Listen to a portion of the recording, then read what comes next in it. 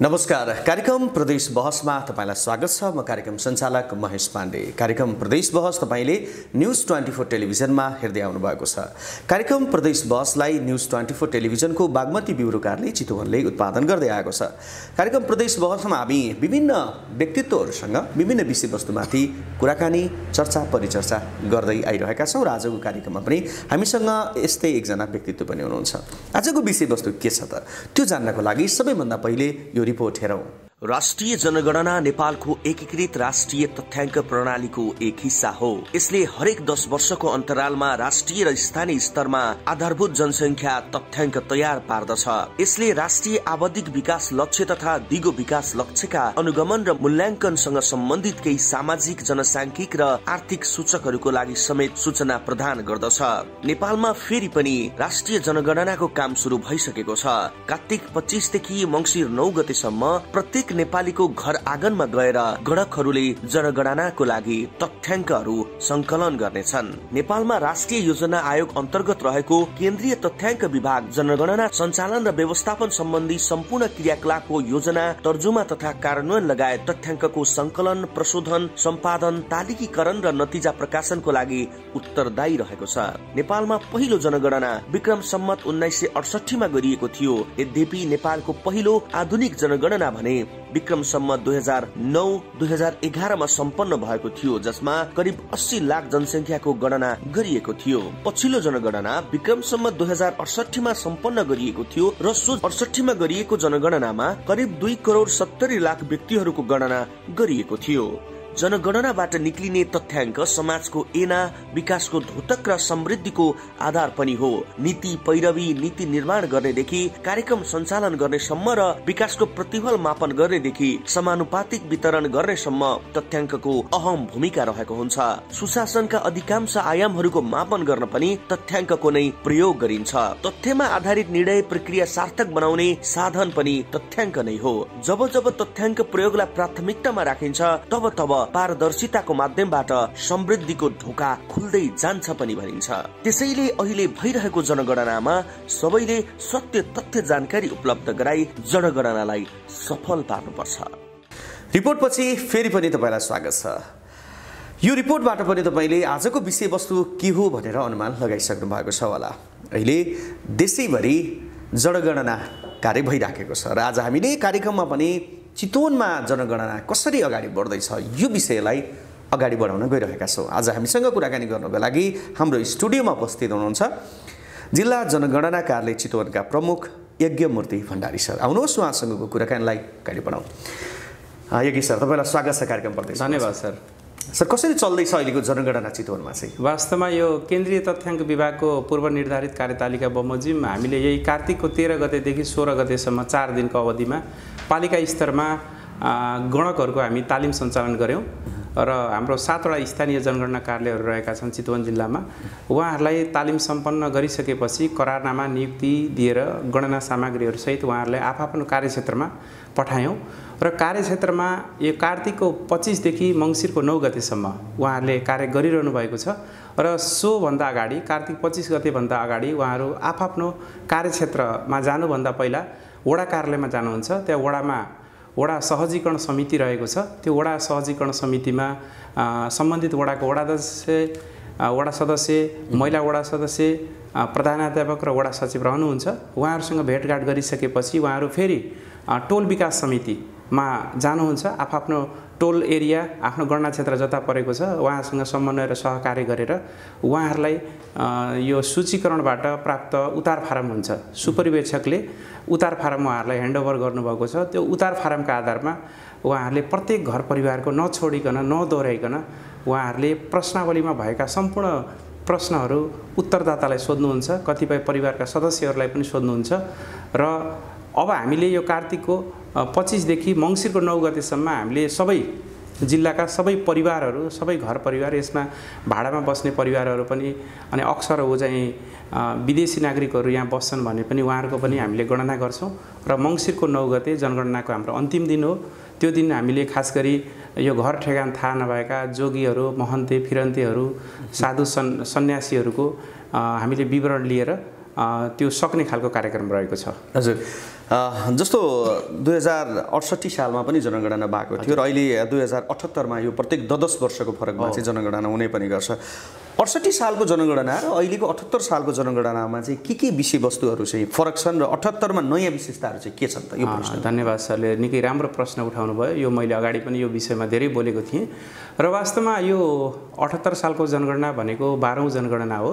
यो सङ्घीय लोकतन्त्र पछिको पहिलो जनगणना पनि हो र पहिलाका गणनाहरूमा अर्थात् 68 सालको जनगणनामा नमुना विधि पनि थियो भने यसपालि हामी पूर्ण गणना विधिमा रहेका छौँ। कम्प्लिट इन्युमरेसन हुन्छ र एउटा परिवारमा हाम्रो सुपरिवेक्षक पहिला जानुभयो, त्यसपछि त्यो परिवारमा फेरि गणक जानुहुन्छ भनेपछि एउटा घर परिवारमा 2 खालका हाम्रा कर्मचारीहरू जानुहुन्छ। यो पूर्ण गणना विधि हो र अर्को यसको थप विशेषता पनि भन्नुभएको छ र फरक पनि सोध्नु भएको छ। सामुदायिक प्रश्नावलीको व्यवस्था गरिएको छ। कम्युनिटी क्वेसनरहरू खास गरी सुपरिवेक्षकहरूले यो मुख्य गणनाका बेलामा उहाँहरू वडा कार्यालयमा गएर वडाध्यक्ष अथवा वडा सचिवसँग उहाँहरूले त्यो वडाको एउटा प्रशासनिक अभिलेखको आधारमा उहाँले त्यो वडाको एउटा आधारभूत तथ्याङ्क लिनका लागि उहाँहरू पुग्नुहुन्छ। अहिले गरिरहनु भएको पनि छ। हाम्रो सुपरिवेक्षकहरूले प्रत्येक वडा कार्यालयमा, हाम्रो चितवनमा 98 वडा कार्यालयहरू रहेका छन्, वडाहरू रहेका छन्। त्यो प्रत्येक 98 वटै वडाबाट हामीले चाहिँ वडाको आधारभूत तथ्याङ्क, त्यसपछि त्यो वडाको चाहिँ सामाजिक अवस्था, भौतिक अवस्था, त्यहाँको पूर्वाधारका कुराहरू, ती विवरणहरू र त्यहाँको चाहिँ विपदसँग सम्बन्धित विषयवस्तुहरू पनि छन्, त्यो हाम्रो सुपरिवेक्षकहरूले ल्याउनुहुन्छ। त्यसै गरी यसको भिन्नतामा अहिले गणना अवधिमा पनि फरक छ। 68 सालको गणना हाम्रो 11 दिनको रहेको थियो मूल गणना भने यसपालि हाम्रो 15 दिनको गणना अवधि रहेको छ।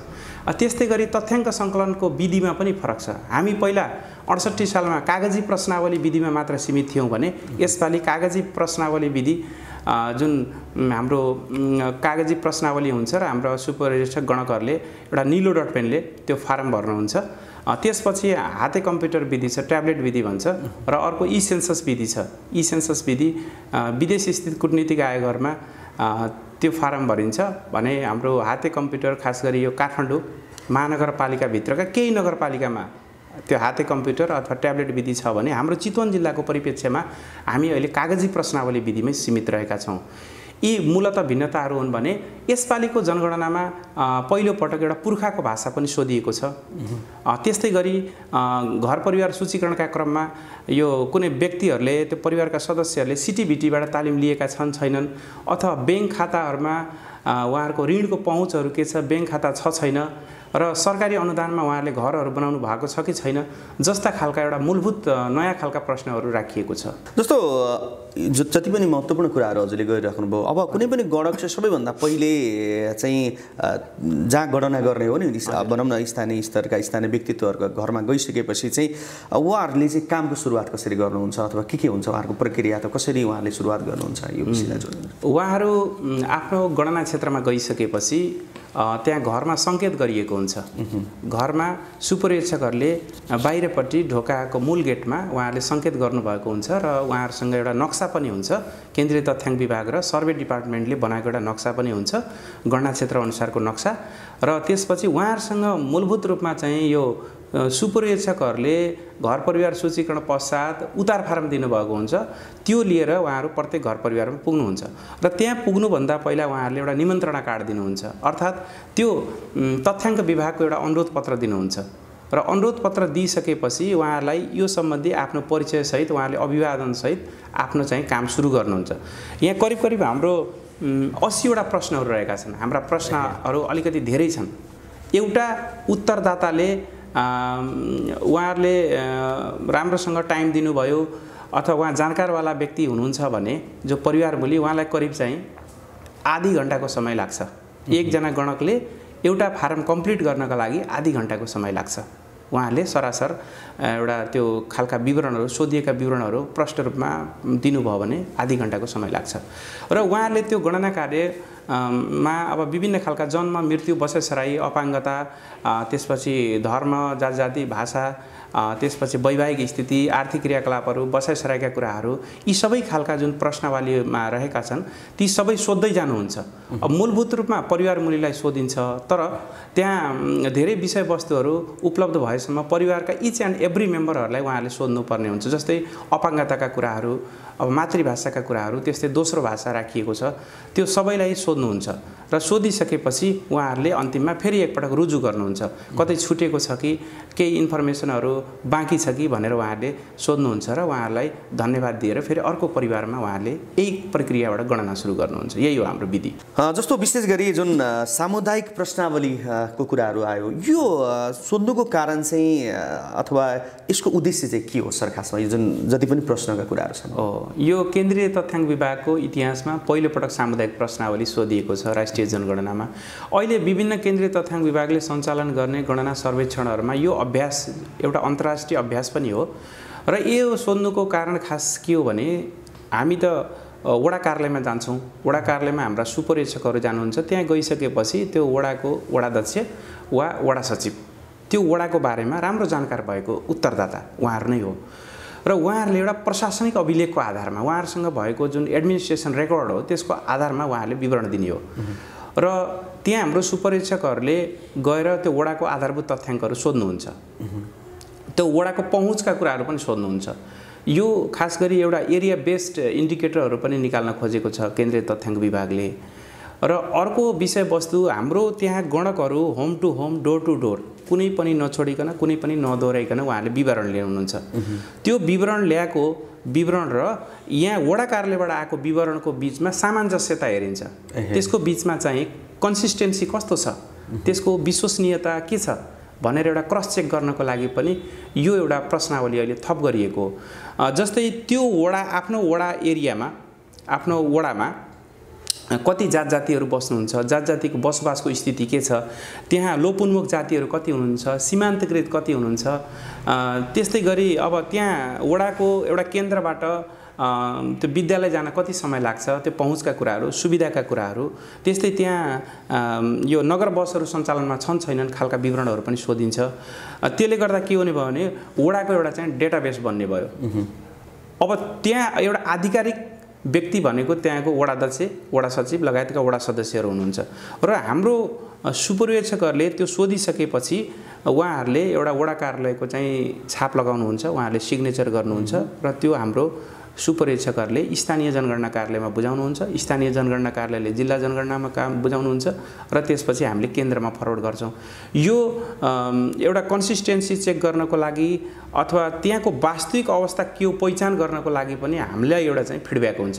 र अर्को विषयवस्तु यसमा के जोडिएको छ भने अहिले हाम्रा जुन स्थानीय तहहरू छन्, गाउँपालिका, नगरपालिकाहरू, यी वास्तवमा अब नगरपालिका जुन भइसकेका छन् ती नगरपालिका बन्नका लागि त्यहाँको व्यवस्थापन ठिक छ छैन, अथवा त्यहाँको मिनिमम रिक्वायरमेन्ट पुगेको छ कि छैन, अब त्यसै चाहिँ नगरपालिका भएको हो कि, अथवा कतिपय हाम्रो जस्तै गाउँपालिका छ, चितवन जिल्लामा हाम्रो इच्छाकामना गाउँपालिका छ, अब त्यहाँको पूर्वाधारको अवस्था के छ, सामाजिक आर्थिक अवस्था के छ, भौतिक पूर्वाधारका कुराहरू कस्तो छ, के छ, विकासक्रम कस्तो छ, त्यसलाई हेर्ने काम पनि गर्छ र वास्तवमा त्यो अब गाउँपालिकाबाट फेरि नगरपालिकाको लागि पो योग्य छ कि, त्यहाँको जनसङ्ख्या, त्यहाँको भूगोल पूर्वाधारहरूलाई हेरेर यहाँको अहिले अवस्था एउटा सिचुएसन एनालाइसिस गर्न पनि यसले सहयोग पुर्याउँछ।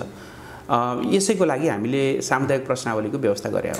जस्तो भनौँ न, जो एकजना मान्छे, कोही मानिस चाहिँ यता जनगणना एक साइडमा जनगणना गर्यो र केही दिनको लागि मतलब यही बिचमा चाहिँ अन्त पनि गयो, दोहोरिने सम्भावना कतिको हुन्छ सर? त्यो कसरी पत्ता लगाउनुहुन्छ तपाईँहरूले चाहिँ? राम्रो प्रश्न उठाउनु भयो। यो डबल काउन्टिङको कुरा जुन छ, हामीले अहिले गणना गर्ने भनेको अक्सर बसोबासको आधारमा गणना गर्छौँ।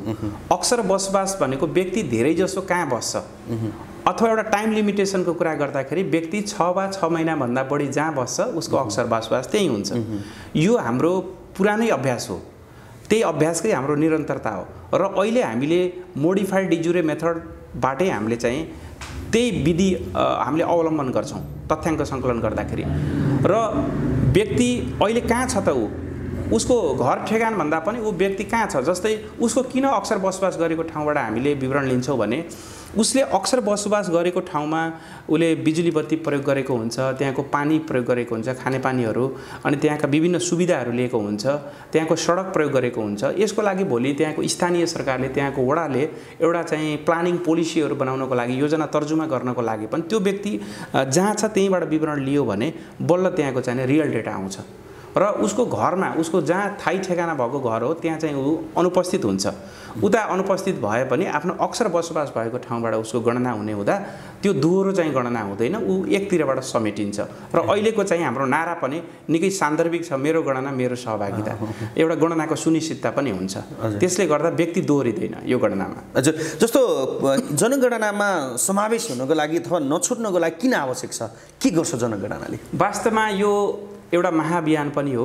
10 वर्षपछि आएको, 68 सालपछि 78 मा, अब 88 सालमा मात्रै जनगणना हुन्छ।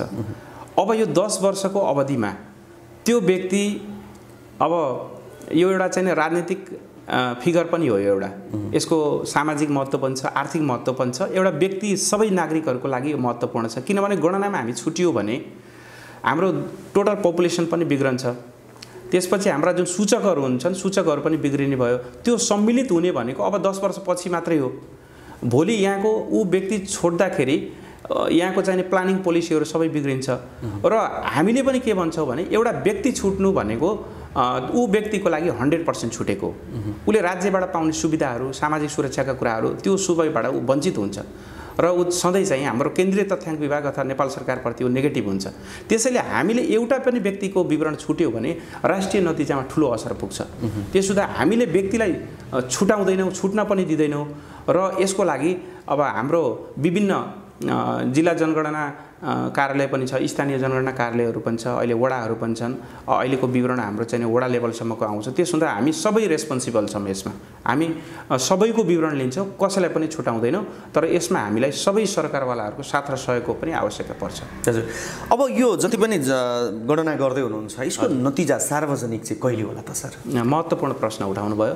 वास्तवमा गणना गरिसकेपछि त्यसको अब नतिजा निस्कन्छ र विगतका गणनाहरूमा भन्दा यसपालिको गणना हामीले चाहिँ छिटो पनि गर्छौँ।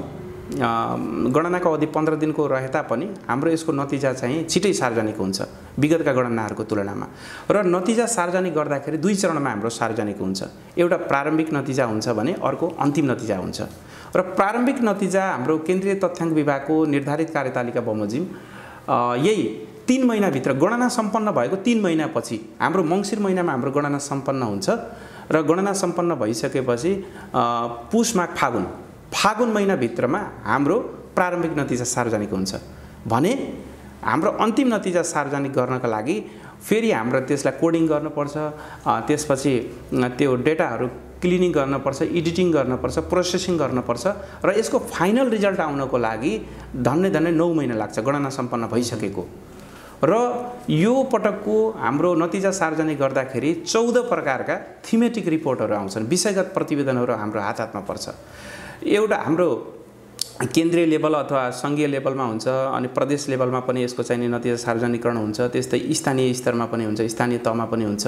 र 14 प्रकारको भन्नाले अब जात-जाति, मातृभाषा, अपाङ्गता जुन छ, प्रजनन सम्बन्धी, त्यस्तै बसाइसराई र सहरीकरणका कुराहरू छन्, ज्येष्ठता सम्बन्धी छन्, लैङ्गिक सम्बन्धी छन्। यी खालका हाम्रा 14 प्रकारका विषयगत प्रतिवेदनहरू छुट्टा छुट्टै र यो एउटा पोलिसी रिकमेन्डेसन सहितको नतिजा सार्वजनिक हुने हुनाले कम्तीमा पनि हामीलाई 9 महिनाको समय चाहिँ लाग्छ अन्तिम नतिजा प्रकाशनका लागि। हामी अन्त्यतिर पनि छौँ। तपाईँ जिल्ला जनगणना कार्यालयको प्रमुख पनि भएको, चितवनको प्रमुख पनि भएको हिसाबले यसमा सहभागी हुनुको लागि सम्पूर्णलाई कसरी आग्रह गर्नुहुन्छ?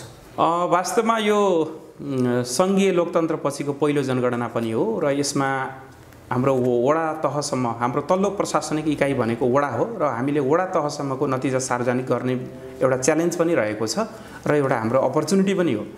र मैले हाम्रो आम चितवनवासीहरूलाई अथवा आम नागरिकलाई के आह्वान गर्न चाहन्छु भने हाम्रो जिल्ला जनगणना कार्यालयबाट 210 जना सुपरिवेक्षकहरू र 867 जना गणनाका मेरुदण्ड अर्थात् गणकहरू एकैसाथ यो कार्तिकको 25 देखि मङ्सिरको 9 गतेसम्म उहाँहरू खटिँदै हुनुहुन्छ। अहिले काम गरिरहनु भएको छ, फिल्डको विवाद रहित हिसाबले काम गरिरहनु भएको छ।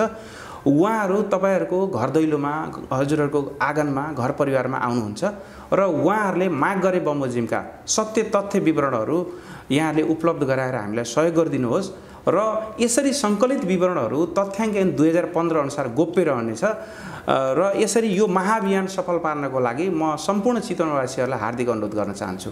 आजको कार्यक्रममा आइदिनु भयो, समय दिनुभयो, सरलाई धन्यवाद। धन्यवाद यहाँहरूलाई पनि। न्युज 24 र हाम्रो प्रदेश बहस बागमती प्रदेश अन्तर्गतको यो एउटा महत्त्वपूर्ण सरले मलाई बोलाएर यो सम्बन्धी जानकारी एउटा प्रचार प्रसारको लागि पनि हामीलाई एउटा फिडब्याक हुन्छ र यो सबै जसले यो समाचारहरू सुनिरहनु भएको छ उहाँहरूलाई पनि आफ्नो विवरण आफू अक्सर बसोबास गरेकै ठाउँबाट टिपाउनु र सत्य तथ्य विवरण उपलब्ध गराइदिनु हुनको लागि म हार्दिक अनुरोध गर्दछु। धन्यवाद। हजुर, आजको कार्यक्रममा हामीले कुराकानी गऱ्यौँ जिल्ला जनगणना कार्यालय चितवनका प्रमुख यज्ञमूर्ति भण्डारीज्यूसँग। जिल्ला जनगणना कार्यालयले पनि चितवनमा चाहिँ जनगणना कार्यालय अगाडि बढिरहेको छ। यसमा पनि तपाईँ हामी सबैको सहभागिता रहोस्, यो हामी पनि चाहन्छौँ। आजको कार्यक्रममा आइदिनु हुने यज्ञमूर्ति भण्डारीज्यूलाई पनि धन्यवाद दिँदै म कार्यक्रम सञ्चालक, कार्यक्रम प्रदेश बहसबाट चाहिँ बिदा हुने अनुमति चाहन्छु। क्यामेराम्यान निरजलाई पनि धन्यवाद। हवस् त, नमस्कार।